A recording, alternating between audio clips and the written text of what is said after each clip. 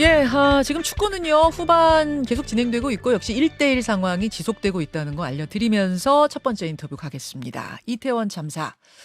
이태원 참사 부실 대응 혐의로 구속됐었던 박희영 용산구청장이 이 보석을 신청했고요. 병보석이죠. 이게 받아들여져서 그제 풀려났습니다. 그리고 바로 다음 날인 어제 용산구청에 출근을 했습니다. 유가족들은 구청으로 찾아가서 항의와 함께 면담을 요구했습니다만 끝내 만날 수는 없었는데요. 사실 이태원 참사가 안타까웠던 건 이미 그날 초저녁부터 신고가 빗발쳤어요. 그 정도로 골목 상황은 심각했어요. 그런데 이 상황을 모르는 외지인들은 지하철 타고 계속 몰려들었죠. 만약 빠른 상황 판단으로 지하철 정차를 막았더라면, 혹은 얼른 차량 통제해서 도로 공간 확보하고 골목의 흐름만 좀 틔워줬더라도 이런 대형 참사는 막을 수 있었을 거라는 점. 그 점에서 지자체의 대응 부실, 인재라는 말이 나왔던 겁니다. 그런데 용산구청장이 다시 구청에 출근해서 업무를 본다고 하니까 유가족들은 받아들이기 어려운 이런 상황이었던 건데요. 이태원 참사 대책본부 수습담장 박주민 의원과 함께 이 얘기를 좀 나눠보고 정치권 현안도 짚어보겠습니다. 박주민 의원님 안녕하세요. 네, 안녕하십니까. 예, 어제 용산구청 유가족들이 이제 출근길에 서서 구청장을 좀 만나려고 했는데 결국 못 만난 거는 새벽에 출근을 해서 그렇다면서요? 좀 기습적으로 출근을 시도하려고 했었다 그러더라고요. 그래서 아마 이제 말씀하신 대로 만나지 못한 것 같고요. 예. 그래요. 어제 상황들이 좀 격앙되고 뭐 이런 좀 상황이었습니까, 현장이? 저는 현장에 직접까지 못했는데요. 네. 지금 국회 앞에도 농성하고 계신 가족분들 계셔서 그분들 얘기를 좀 들어봤더니, 많이들 우시고, 길거리에 앉거나 누우신 분도 계시고 그러셨다 그러더라고요. 그래요. 예. 근데 어제 박희영 구청장이 출근했다는 뉴스를 보시면서 많은 분들이 네. 구청장, 용산구청장이 아직도 현직이었어? 이렇게 놀라셨어요. 왜냐하면 지금 사고가 난 지 200일이 넘었고 구청장이 구속 상태였는데 네. 그러면은 용산구는 구청장 없이 돌아간 건가? 이 부분에서 놀란 분들이 꽤 많았습니다. 네. 지방자치법에 따르면은 구청장이 이제 이런 식으로 구금이 돼서 벌석이 되면은 권한대행 체제가 작동이 되게 됩니다. 예. 그래서 권한대행 체제가 작동이 됐고 석방과 동시에 이제 그런 권한대행 체제의 사유가 사라지면서 다시 구청장이 이제 원직 복귀를 하게 돼 있는 그런 구조입니다. 예. 도의적으로 내가 그만두겠습니다. 하지 않는 한은 구속 상태여도 그냥 가는 거군요. 네네네. 근데 용산구가 꽤 큰 구인데 구청장이 있으나 없으나 돌아가는데 아무 문제가 없었다는 게 좀 놀랍기도 하네요. 아무튼 지금 이 책임 규명 상황들 한번 좀 짚어보죠. 어떻게 돌아가고 있습니까? 지금 굉장히 좀 답답한 상황이에요. 예를 들어서 지금 이태원 이제 특별법, 참사를 진상규명하자는 특별법을 냈더니 이제 행안부는 의견을 냈죠. 경찰이나 검찰이 수사를 하고 있고 국정조사는 이미 했고 그래서 이제 소모적이다 이런 취지의 의견을 이제 보내왔는데 예를 들어서 이제 수사의 경우에는 김광호 서울청장 같은 경우 그 당시 굉장히 많은 비난을 받았던 분인데 기소도 안 되고 있어요 아직까지. 그러니까 수사를 마무리를 못 하고 있습니다. 서울경찰청장이 아직 재판은 고사하고 기소도 안 된 상태입니까? 네네네. 구속을 좀 해야 된다라는 의견으로 수사 담당 검찰들은 의견을 냈는데 대검에서 이제 만류하고 있는 정황이다. 이런 보도도 나왔죠. 그래서 수사 지금 안 되고 있고요. 그 다음에 이제 그런 상황에서 지금 보면은 첫 112 신고 처리 결과 조작된 정황이 최근에 밝혀져 가지고 한번 논란이 된 적도 있었고 또 재난안전통신망 3개월 지나면 그냥 삭제된다라고 하면서 이태원 참사 당시에 재난안전통신망 교신 내역 삭제돼서 원본 없다. 이런 것도 최근에 밝혀져 가지고 굉장히 좀 유가족분들이 격앙이 됐는데 이런 식으로 수사나 이런 것들이 제대로 되고 있지 않은 상황에서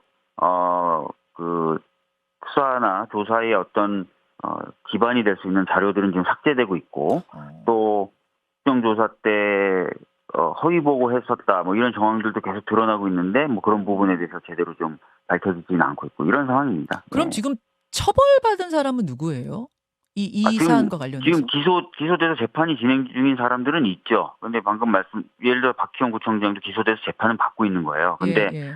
1심 재판 때 구속할 수 있는 기간이 6개월인데 6개월 거의 이제 만기가 다 도래하니까 아마 재판부가 풀어줬던 것 같아요. 근데 이제 아시다시피 용산 경찰서장, 예. 서장도 이제 곧 구속 만기 도래하거든요. 그럼 똑같은 논리로 아마 구속돼서 나오든지 아니면 구속 기간 만기돼서 나오든지 나올 거예요. 예. 알겠습니다. 뭐 글쎄요. 요즘은 이제 법적 책임은 고사하고 무슨 큰일이 벌어져도 내 탓이요 하는 사람이 없어요. 리더가 내 책임이요. 이렇게 도의적인 책임을 말하는 사람조차 없다는 게 참 씁쓸하다는 생각이 드는데. 근데 이게 더 답답한 게 예를 들어서 박혜영 용산구청장 보석돼서 나오자마자 구청장으로 다시 복귀하잖아요. 예. 그러면 이태원 참사 당시에 용산구가 잘했나 못했나, 구청장이 잘했나 못했나를 판별할 수 있는 자료는 용산구에 있겠죠. 근데 부청장으로 복귀하는 거예요. 자료가 괜찮을까요? 이미 다 확보한 거 아니겠어요? 지금 200일이 지났는데? 뭐 압수수색을 했다는 거죠. 근데 압수수색해서 다 가져갈 수 있었을까요? 그것도 잘 모르겠고 말을 맞출 필요가 있다. 그런 공무원들 다 용산구에 근무하지 않겠습니까? 재판 과정에서도 뭐 계속 그런 식으로 진행이 될 것이다. 근데 재판 나가기 전에. 보석돼가지고 이제 복귀하는 거죠. 예, 저는 모르겠습니다. 지금 뭐 수사나 재판 이런 것들이 제대로 진행된 게 없는 것 같아요. 알겠습니다. 박주민 의원 지금 만나고 있습니다. 오늘 또 하나 뉴스가 큰 게 감사원이 전현희 위원장에 대해서, 권익위원장에 대해서 10개월간 감사한 결과 보고서를 오늘 공개하죠. 네네. 예, 이거 어떻게 될 걸로 보이십니까? 지금 굉장히 논란이 있죠. 많은 보도에서 이미 이제 감사위원 회의에서는 그동안 제기됐었던 여러 의혹들에 대해서 불문으로 하기로 했다라고 보도가 되고 있어요. 그러니까 불문이라는 말이 좀 어려운데, 그러니까 책임을 물을 수 없다 이렇게 됐다는 거예요. 책임을 물을 수 없고 물을 필요도 없다 이런 식으로 결정이 난 거예요. 그거 아니라고 근데 또 감사원에서 부정하지 않았습니까? 이 보도 나온 다음에? 아니 제가 봤을 때는 처음에 이제 보도가 감사위원 만장일치로 불문으로 하기로 했다 이런 취지로 나왔어요. 예. 그래서 감사원 쪽에서 이제 문자를 뿌리면서 사실이 다르다라고 했는데 제가 봤을 때 또는 제가 들은 바에 의하면 사실이 아닌 부분은 만장일치라는 부분이 사실이 아니라는 거지 불문으로 결정났다는 부분이 사실이 아니라는 건 아니에요. 만장일치는 아니었지만 다수결 결론은 불문이었다? 불문이었다는 거죠. 그래서 이제 불문으로 결정이 난 건 맞고 만장일치가 아니라 각 건별로 뭐 몇 대 몇 이렇게 나온 건 있겠죠. 그죠? 근데 이제 마치 문자를 뿌려서 불문 결정이 아닌 것처럼 혼란을 주니까 전현희 권익위원장님 바로 페이스북 같은 데 글 써가지고 혼란 주지 마라 이렇게 또 입장을 밝힌 거 아닙니까? 그죠? 불문 결정은 맞고 근데 이제 불문으로 결정이 났는데도 그러한 내용을 지금 감사 보고서에 담겠다라고 하는 거예요. 지금. 그렇죠. 오늘 발표를 하고. 그걸 발표하겠다는 거예요. 그러니까 이거는 사실상 전례도 없고 감사위원 회의의 결정 취지에도 반하는 거죠. 근데 이제 국민들 입장에 생각할 때는 책임을 물을 수는 없다고 됐더라도 감사 결과가 어떻게 나왔길래 그런지는 공개할 수 있는 거 아닌가? 국민들도 궁금해하시니까 이렇게 생각할 수 있을 것 같은데 아닙니까? 실제로 이제 불문으로 하는 경우는 책임을 물을 수 없는 부분이기 때문에 그런 부분을 감사 보고서에 실어오지 않았다는 거예요. 여태까지는 불문으로 결정나면. 왜냐하면 감사를 받았던 그 피감자의 인권도 있는 거고요. 여러 가지 문제가 있지 않겠습니까? 그 불문으로 기껏 결정을 해놓고 그런 내용을 다 공개를 하겠다. 좀 이상하지 않습니까? 그럼 만약 오늘 그럼에도 불구하고 감사원이 최종 보고서 결과 내용을 공개하면 그럼 어떻게 대응을 하는 겁니까? 민주당 혹은 전현희 위원장은요? 저희 당이 특별히 할 수 있는 게 있을지는 모르겠지만 전현희 위원장은 이제 명예훼손 등의 혐의로 관련된 사람들 고발할 또는 고소하겠다라는 입장 이미 밝힌 바가 있죠. 혹은 한상현 방통위원장 임기 2달 남기고 면직 처리됐는데 전현희 위원장이 그렇게 될 가능성 같은 건 없겠습니까? 지금 불문으로 하기로 했는데 그걸 가지고 이제 면직 처리나 이런 거 하기는 어렵겠죠. 끝까지 전현희 위원장 가는 겁니까? 지금 임기 6월 말까지라서 얼마 남지도 않았어요. 그러네요. 거긴 더 조금이네요. 더 조금 남았어요. 더 조금이네요. 자, 박주민 의원님. 지금 주말 앞두고 있는데 당내 현안도 잠깐 좀 짚어봐야겠는 것이요. 월요일에 의원총회 열리죠, 민주당. 네네. 의원총회. 네. 혁신위원장 낙마 사태 이후로 당이 상당히 뭐 시끌시끌하다는 건 누구나 다 알고 있는데 네.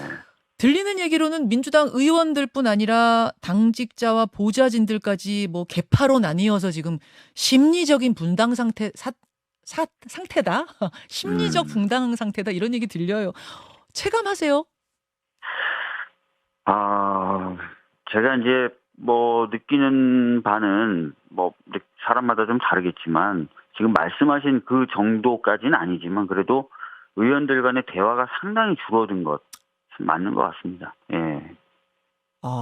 상당히 대화가 줄어들었다는 거는 벽이 있다는 얘기고 벽이 그렇죠. 있어서 이제 뭐 갈라졌다는 서로 거는 서로 좀 얘기하기가 편하지 않은 상황인 건 맞는 것 같습니다. 예. 물리적은 아니지만 심리적 분당 상태라는데 어느 정도는 조금 공감하시는군요.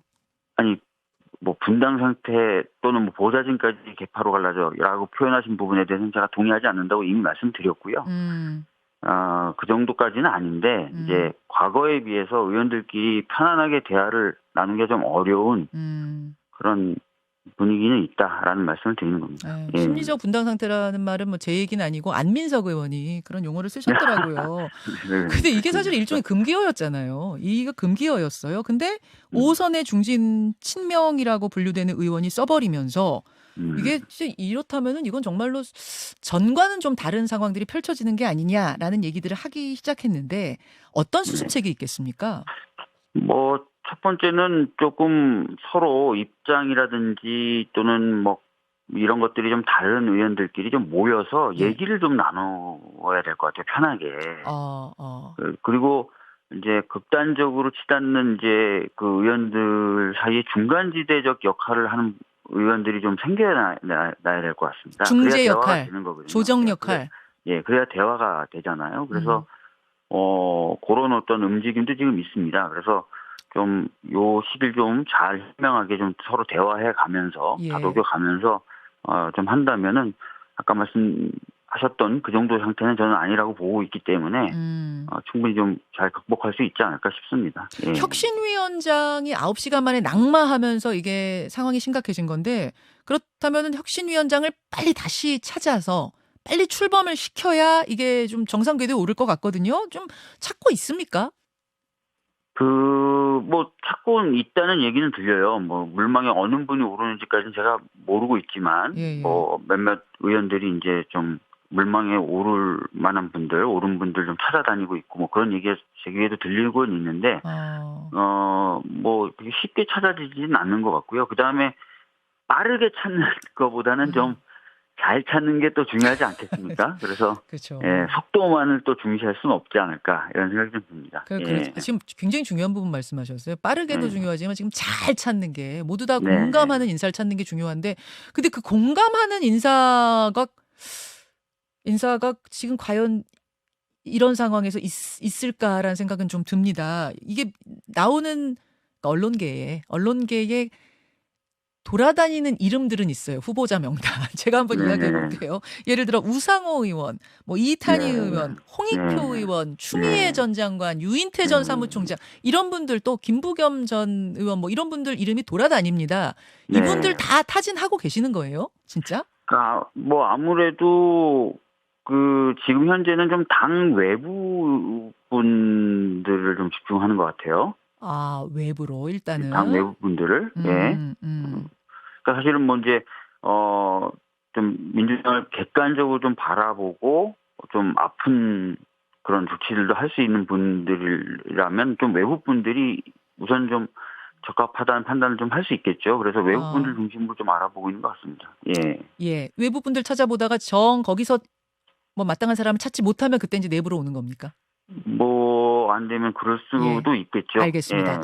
지금 혁신위가 문제가 아니다. 이재명 대표가 사퇴하고 이제 비대위 체제로 가야 이게 수습이 될 거라는 비명계 일부의 주장에 대해서 어떻게 보십니까? 제가 뭐 몇 차례 말씀드렸지만 지금 뭐 이재명 대표에 대해서 나왔던 뭐 사법 리스크란 이런 것들은 현재 이제 진행되는 재판의 과정들을 보면은 그게 굉장히 과장됐다는 것은 지금 많은 국민들이 이제는 아실 것 같고요. 그죠? 그리고 이제 뭐 방금 말씀하셨던 뭐 비대위원장 건이나 이런 것들도 있긴 있었지만 사실 이게 이제 급하게 일을 추진하다 보니까 그런 것이지, 이것 자체가 대표가 사표해야 될 정도의 어떤 그런 사안이다라고 보기는 좀 어렵지 않겠습니까? 그래서 지금 뭐 자꾸 대표 사퇴를 요구하시는 분들도 조금 차분해지실 필요는 있다고 생각해요, 저는. 네. 알겠습니다. 알겠습니다. 여기까지 상황들 좀 짚어보죠. 박지민 의원님 고맙습니다. 네, 감사합니다. 예, 더불어민주당 박주민 의원이었습니다. 김현정의 뉴스쇼는 시청자 여러분의 참여를 기다립니다. 구독과 좋아요, 댓글 잊지 않으셨죠? 알림 설정을 해두시면 평일 아침 7시 20분 실시간 라이브도 참여하실 수 있습니다.